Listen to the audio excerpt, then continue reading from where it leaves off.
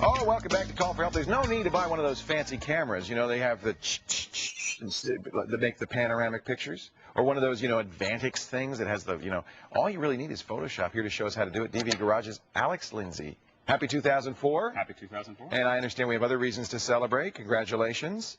Is that public knowledge? Or it is. It is. You proposed? I'm engaged. You're engaged. Yeah, have you set a date? Or?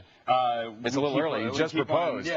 We're still talking about it. That's great. Did she say yes right away? She did. Oh, that's always a good sign. When they have to think about it, that's a bad sign. And then I also understand you're going to Macworld Expo right after this to speak. What are you going to be talking about? It's crazy Macworld. I'm talking at... Today I'm going to be talking about visual effects on the Mac. Perfect. Tomorrow I'm talking about green screen in the expo. So actually, if you don't even have a conference pass, you could watch you on the floor. What booth will be you be It's doing? in the North Hall. There's a big auditorium. Oh, neat. And at like 3 o'clock, I guess, I'm talking about Keen and Final Cut Pro. And, Fun. And then we've got big Shake and Final Cut user groups both tonight and tomorrow night. Wow, you're busy. You like Macworld. Well, we're fortunate because you don't even have to come to San Francisco and pay the conference fee because we've got a little speech right now from our Photoshop expert. Now, we're going to do this in Elements. Yeah, we've got a lot of requests for that. And people wanted to make sure that so the first Wednesday of every month, I'm going to make sure that we do something that you can do, that I do in Elements to make sure that you can actually do it. Now, although many of the things you do can be done in Elements, right? Most of the stuff I can do, but sometimes people have a hard time converting it from one to the other, so we're going to do it that way. Okay, good. So panoramas. Now, how do you take the pictures to start with here? Well, the first thing is, and a lot of these tips are on the web, is one of the things that people have trouble with a panorama is they'll take a photo like this, and then they'll turn like this and take the next photo. Oh, you shouldn't do that? You actually, what you want to do is you want to turn the camera on itself like this. Oh, you want a little and angle? Fire the next camera. Oh, okay. But don't try to keep the camera as close to the same position as if it was on a tripod. Oh, okay. So pivot the camera. Pivot the camera, even if you're just holding it. You don't pivot yourself. Pivot the camera. Because when you move like this, you'll create what we call parallax, which means the stuff. That's when you get those weird pictures that looks like they're going out like this, right? Well, that's actually distortion from lenses. Oh, okay. But what you'll get is even if you just take your head and you move back and forth and you look at something, the background looks like it's moving against the foreground. Right. Well, that's going to cause the images not to line up. You can't match them. Right. So what you want to do is you want to turn it as best you can, or use a tripod. If you were using a tripod, it'd be perfect, right? Because it just pivot on the tripod. Exactly. Okay. And now the other thing is you want to set your camera to manual, and I talked a little bit about this over Christmas, or it's on the web page. Okay. Is you want to set all of your settings to manual. Don't let your camera calculate the exposure. Why not? Because what will happen is you'll get one that's really bright and another one that's dark. It'll and change. then when it stitches, everything will get brighter and darker and brighter and darker. So you want to set one exposure that's optimal for the whole picture. So you might have to move it around and try different settings. Exactly, and it may not be perfect for every image. It just has to be good enough for all of them. Okay, got it. So manual exposure, one setting for the whole thing, pivot the camera, and you can do this with any digital camera, though, right? Exactly. In fact, this is a lot better than whatever's in a lot of those cameras that have the little feature. It's going to do the best it can. Yeah, but it doesn't do a good job. It's never going to. This way you can continue to try it and work with it. Show us how you merge the photos. So I've got a couple photos I shot. San Francisco. My friend Dave has a killer view, but it's a really wide view, and so I took all of these photos. So there's 6 of these photos of San Francisco. And all I'm going to do is go into Photoshop Elements. Now, this is in Photoshop Elements 2 and Photoshop CS. Okay. And there's a Create Photo Merge. Oh, that makes it a little easy. Yeah. Very, very rough. Okay.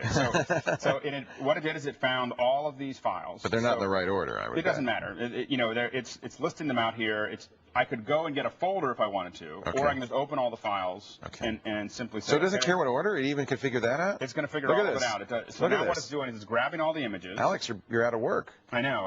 I thought you were going to show us some fancy, masterful, opaque, Well, it used to be. It used to be this thing that I had to do all this work on. Nudging and you'd tweaking. warp them and so on and so forth. And so it just arranged them even. It even figured out, oh, yeah, this goes here. And so there's the... Look at that. Now there it's arranged all of them. Now there's a couple settings that you can play with.